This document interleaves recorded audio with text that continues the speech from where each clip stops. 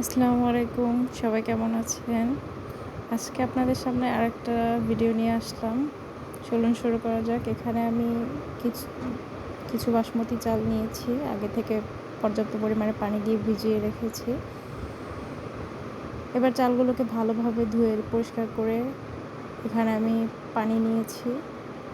এর মধ্যে এখন শাহি জিরা দিয়ে দিব কিছুটা, 1 টেবিল চামচ পরিমাণ, কিছু গোলমরিচ, লবঙ্গ, কিছু তেজপাতা আর কিছু কাঠ দিয়ে দিলাম, দারুচিনি। এবার সামান্য পরিমাণে তেল দিয়ে দিব।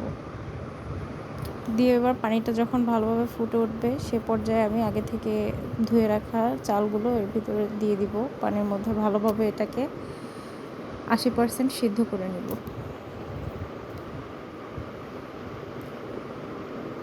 সামান্য একটু লবণ দিয়ে দিলাম এ পর্যায়ে।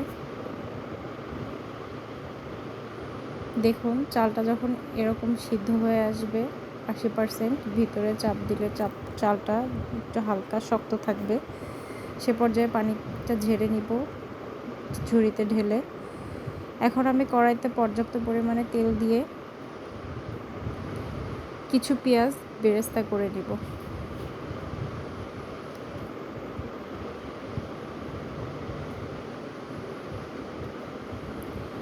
পেঁয়াজটা ভালোভাবে বেরেস্তা করে নিতে হবে। তারপরে এখানে আমি মুরগির মাংস নিয়ে নিয়েছি প্রায় 3 কেজির মতো। তার মধ্যে আদা রসুনের পেস্ট দিয়ে দিলাম পর্যাপ্ত পরিমাণে, টক দই দিয়ে দিলাম, একটু লেবুর রস দিয়ে দিব। এখানে আমি একটা লেবু থেকে রস নিয়ে নিয়েছি। স্বাদ মতো লবণ দিয়ে দিলাম। এখন এখানে গুঁড়ো মশলা অ্যাড করব। এখানে আমি 2 চামচ জিরা গুঁড়ো, ধনিয়া গুঁড়ো, 1 চামচ মরিচের গুঁড়া, এখানে বিরিয়ানির মশলা নিয়ে নিলাম, একটু সয়া সস দিয়ে দিলাম, আর এখানে টমেটো কেচাপ দিয়ে দেবো কিছুটা। আর স্বাদ মতো কাঁচামরিচ দিয়ে দিব। এটা যার যার পছন্দ অনুযায়ী, যে যতটুকু ঝাল পছন্দ করে সেই অনুযায়ী দেবে। এখানে আমি পেঁয়াজ বেরেস্তা করে নিয়েছি। এখন এখান থেকে কিছু বেরেস্তা আমি মাংসের মধ্যে দিয়ে দিব। এবার মাংসটাকে খুব ভালোভাবে মেখে নিতে হবে। সুন্দর মতো মাংসের গায়ে মশলাটা মাখাতে হবে। এরপরে এটাকে আমি 1 ঘন্টার মতো রেস্টে রেখে দেব। 1 ঘন্টা পর এখানে কড়াতে পর্যাপ্ত পরিমাণে তেল দিয়ে কিছু পেঁয়াজ নিয়ে নিলাম। তার মধ্যে কিছু আস্ত মশলা, তেজপাতা, দারুচিনি, এলাচ দিয়ে দিলাম। দিয়ে এবার ভালোভাবে নেড়েচেড়ে আগে থেকে মেখে রাখা সেই মাংসগুলো দিয়ে দিব। এবার ভালোভাবে মাংসটাকে কষাতে হবে। আমি এখানে কোনো পানি অ্যাড করিনি, কারণ পানির প্রয়োজন হবে না এই জন্য। মাংসটা যখন ভালোভাবে তেলের সাথে মেশানো হয়ে যাবে, দেখুন এ পর্যায়ে পানি ছেড়ে দিয়েছে মাংসের গা থেকে। এখন আমি ঢাকনা দিয়ে 2 মিনিটের মতো ঢেকে এটাকে রান্না করব। 2 মিনিট পর ফিরে আসছি। দেখুন কেমন হয়েছে। এখন এই পর্যায়ে আমি সামান্য চিনি অ্যাড করে দিলাম।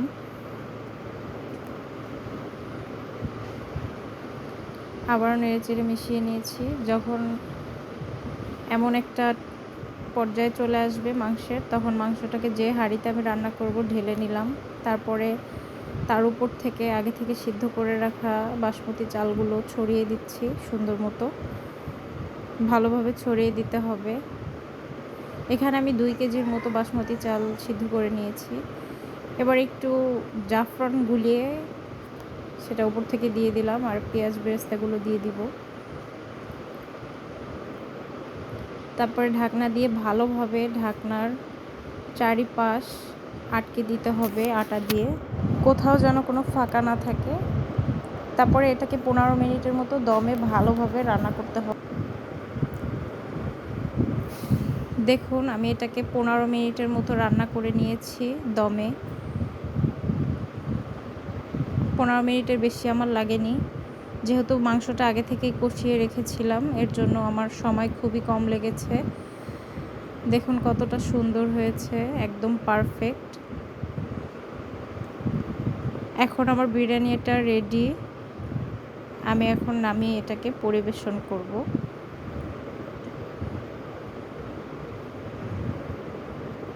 কালারটা কতটা সুন্দর হয়েছে দেখুন। খুবই সহজ একটা রেসিপি, চাইলে আপনারা বানিয়ে দেখতে পারেন। এখন আমি পরিবেশন করছি একটা প্লেটে। দেখুন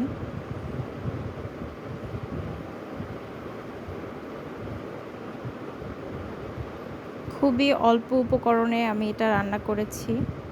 চাইলে আপনারাও রান্না করতে পারেন এরকম অল্প উপকরণ দিয়ে। বেশি ঝামেলাও পোহাতে হবে না, অল্প মশলাতেই হয়ে যাবে। আপনারাও এভাবে রান্না করে নিতে পারেন। আশা করি ভালো লাগবে আপনাদের। আমার রেসিপিটি ভালো লাগলে আমার চ্যানেলটিকে সাবস্ক্রাইব করবেন, লাইক শেয়ার করে আমার পাশে থাকবেন। ইনশাল্লাহ পরবর্তীতে আবারও কোনো নতুন ভিডিও নিয়ে হাজির হব আপনাদের সামনে আশা করি। আমার বিরিয়ানিটা সবার কাছে ভালো লেগেছে। আপনাদের কাছে কেমন লাগলো অবশ্যই জানাবেন। আজকের মতো এখানেই বিদায় নিলাম। সবাই ভালো থাকবেন। আল্লাহ হাফেজ।